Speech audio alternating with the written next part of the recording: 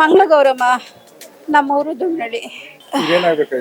ನಮ್ಮ ಯಜಮಾನ್ರು ಅವ್ರು ಏನು ಮಾಡ್ಕೊಳ್ಳಿಲ್ಲ ಸ್ವಾಮಿ.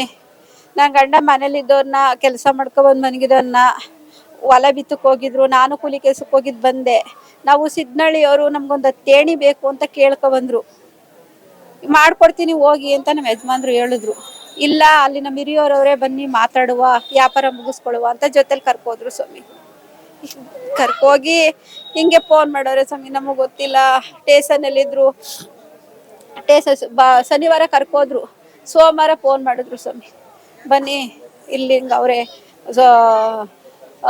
MK ದೊಡ್ಡ ಸ್ಟೇಷನ್ ಕರ್ಕೊಬಂದಿದ್ದೀವಿ ಅಂತ ಸೋಮವಾರ ಫೋನ್ ಮಾಡಿದ್ರು. ಸೋಮವಾರ ದಿವಸ ಯಾಕೆ ಕರ್ಕೋಗಿದ್ದೀನಿ ಅದಕ್ಕೆ ಕಳ್ತನ ಕೇಸ್ ಮೇಲೆ ಕರ್ಕೊಬಂದಿದ್ದೀವಿ ಅಂತ ಹೇಳಿದ್ರು. ಸರಿ ಅಂದ್ಬಿಟ್ಟು ಅಲ್ಲಿ ಹೋದ ಸ್ವಾಮಿ. ಓದೋದಕ್ಕೆ ಆಧಾರ್ ಕಾರ್ಡ್ ತಗೊಬಂದಿದ್ರು, ಕೊಟ್ಟೆ. ನಮ್ಮನ್ನ ಕಳಿಸ್ಬಿಟ್ರು, ಮಾತಾಡ್ಸ್ಕೊಡ್ಲಿಲ್ಲ. ಹೋಗಿ ನೀವು ಆಧಾರ್ ಕಾರ್ಡ್ ಕೊಟ್ಬಿಟ್ಟು ಹೋಯ್ತಾರಮ್ಮ ಅಂತ ನಮ್ಮ ಕೈ ಸೈನ್ ಮಾಡಿಸ್ಕೊ ಕಳಿಸ್ಬಿಟ್ರು.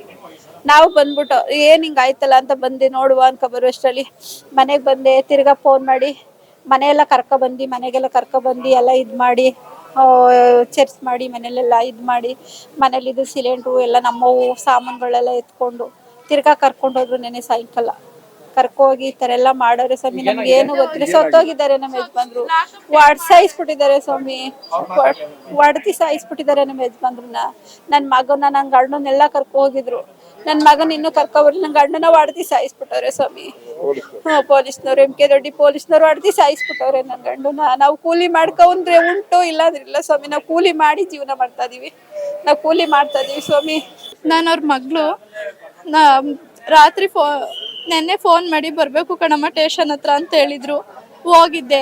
ಹೋದ್ಮೇಲೆ ನಿಮ್ಮಪ್ಪ ಒಡವೆ ಎಲ್ಲ ಕೊಟ್ಟವನಂತೆ, ತಗೊಂಡು ಬರಬೇಕು ಕಣಮ್ಮ ಅಂತ ಅಂದರು.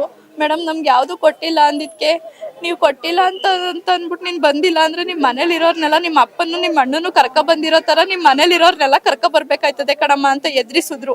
ಆವಾಗ ನನ್ನ ಕಿವಿಲಿದ್ದು ಒಂದು ಜೊತೆ ವಾಲೆ, ಒಂದು ಸಿಲಿಂಡ್ರು ನಮ್ಮ ಮನೆದೇನೆ, ಮತ್ತೆ 2 ಕಾಸು ನನ್ನ ಕತ್ತಲಿದ್ದು 2 ತಾಲಿ ಕಾಸನ್ನ ತಗೊಂಡೋಗಿ ನಂದೇ ಸರ್ ಇದು ಸ್ವಂತವಾಗಿ. ನಮ್ಮ ಅಪ್ಪ ನಮ್ಗೆ ಏನು ಕೊಟ್ಟಿಲ್ಲ, ಇವೆಲ್ಲ ಸುಳ್ಳು, ನಮ್ಮ ಅಪ್ಪನೂ ಅದಕ್ಕೆಲ್ಲ ಹೋಗಿಲ್ಲ ಅಂತ ಹೇಳಿದ್ರು. ಅವ್ರು ಕೇಳಲಿಲ್ಲ ಸರ್, ಎಲ್ಲ ಈಸ್ ಮಾಡಿಕೊಂಡು ಇನ್ನೂ ಏನಾರ ಕೊಟ್ಟವನ ಹೇಳು ಅಂತ ಅಂದರು. ನಮ್ಗೇನು ಕೊಟ್ಟಿಲ್ಲ ಅಂತ ಹೇಳಿದ್ಮೇಲೆ ಸಾಯಂಕಾಲ 6 ಗಂಟೆ ಗಂಟನೂ ಇರಿಸ್ಕೊಂಡ್ರು. ಕೇರ್ಪೇಟೆಯಿಂದ 11 ಗಂಟೆಗೆ ಅಲ್ಲಿ ಹೋಗಿದ್ಕೆ ನಾನು ಸಾಯಂಕಾಲ 6 ಗಂಟೆ ಇರಿಸ್ಕೊಂಡು, ಈಗ ಹೋಗಮ್ಮ ನೀನು, ಬೆಳಗ್ಗೆ ತಿರ್ಗಿ 10 ಗಂಟೆಗೆ ಬರಬೇಕು, ನೀನು ಸ್ಟೇಟ್ಮೆಂಟ್ಸ್ ಕೊಟ್ಬಿಟ್ಟು ಸೈನ್ ಮಾಡಬೇಕು ಅಂತ ಅಂದರು. ಅವಾಗ ಆಯಿತು ಅಂದ್ಬಿಟ್ಟು ಬಂದೆ. ನಾನು ಬಂದ್ಬಿಟ್ಟು ನಮ್ಮ ಊರಿಗೆ ಹೋಗೋಕ್ಕಾಗಲಿಲ್ಲ, ಆಗಲೇ 9 ಗಂಟೆ ಆಗೋಯ್ತು. ನಾನು ಶ್ರೀರಂಗಪಟ್ಟಣ ಗಾಡೀಲಿ ಹೋಗೋಷ್ಟಲ್ಲಿ ಅಲ್ಲೇ ಫ್ರೆಂಡ್ ಮನೇಲಿ ಉಳ್ಕೊಂಡ್ಮೇಲೆ ತಿರ್ಗಾ ರಾತ್ರಿ 11 ಗಂಟೆಲಿ ಫೋನ್ ಮಾಡಿದ್ರು. ನಿಮ್ಮ ಡ್ಯಾಡಿ ಮಾತಾಡ್ತಾರೆ ನೋಡಿ ಮಾತಾಡು ಅಂತ ಅಂದರು. ಮಾತಾಡಿದ್ಕೆ ನನಗೆ ಒದೆ ಕೊಡ್ತವ್ರೆ, ನನಗೂ ಅದೇ ತಡಿಯೋಕ್ಕಾಯ್ತಾ ಇಲ್ಲ ಕಣವ, ಬೆಳಗ್ಗೆ ಬೇಗ ಬಾ 10 ಗಂಟೆಗೆ, ನನಗೂ ಅದೇ ತಡಿಯೋಕ್ಕಾಯ್ತಾ ಇಲ್ಲ ಅಂತ ಅಂತು ನಮ್ಮಪ್ಪ ಸರ್. ಆಮೇಲೆ ಬೆಳಗ್ಗೆ 6 ಗಂಟೆಲಿ, ಬೆಳಗ್ಗೆ 9:15 ಫೋನ್ ಮಾಡಿಬಿಟ್ಟು, ಬೆಳಗ್ಗೆ 6 ಗಂಟೆಲಿ ನಿಮ್ಮ ಅಪ್ಪ ಸತ್ತೋಗ್ಬಿಟ್ಟವ್ರೆ, ಇಲ್ಲಿ ಗೌರ್ಮೆಂಟ್ ಹಾಸ್ಪಿಟ್ಲ್ ಹತ್ರ ತಂದು ಹಾಕಿದ್ದೀವಿ, ಡಾಕ್ಟ್ರು ಡೆತ್ ಆಗೋರೆ ಅಂತ ಹೇಳೋರೆ ಅಂತ ಫೋನ್ ಮಾಡಿದ್ರು, ಬನ್ನಿ ಅಂತ ಸರ್. ಇಷ್ಟೇನೆ. ನಮ್ಮ ಅಣ್ಣಂಗೂ ಸುಧಾ ಹೊಡೆದವ್ರೆ ಸರ್. ನೆನ್ನೆ ನಾನು ಅಲ್ಲೇ ಇದ್ದೆ. ಹೊಡೆದು ಅವ್ನ ಕಾಲ್ಗೆಲ್ಲ ಸಾಕವ್ರೆ, ಕುಣ್ಕ ನಡೀತಿದ್ದ ಸರ್. ಅವ್ನು ಏನ್ ಮಾಡೋರೆ ಅಂತಾನೆ ಗೊತ್ತಿಲ್ಲ. ಈಚೆಗಡೆಗೂ ಸುಧಾ ಇನ್ನೂ ತೋರ್ಸಿಲ್ಲ ಅವನ್ನ. ಅಂಗಡಿಲಿ ಹೋಟ್ಲಲ್ಲಿ ಕೆಲಸ ಮಾಡ್ತಿದ್ದ, ಅವನು ಅಡ್ಗೆ ಕೆಲಸ ಮಾಡ್ತಿದ್ದ. ಅವನು ಓನರ್ ಕೇಳಿದ್ರಂತೆ, ಏನ್ತಕ್ಕೋಸ್ಕರ ಕರ್ಕೊಯ್ತಾ ಇದೀರಾ ಅಂತ ಕೇಳಿದ್ಕೆ, ನಿನ್ಗೂ ಇದಕ್ಕೂ ಸಂಬಂಧ ಇಲ್ಲ, ನೀನ್ ಸೈಡಲ್ಲಿ ನಿಂತ್ಕೊ ಅಂದ್ಬಿಟ್ಟು ಕರ್ಕೊಂಡು ಹೋಗವ್ರೆ.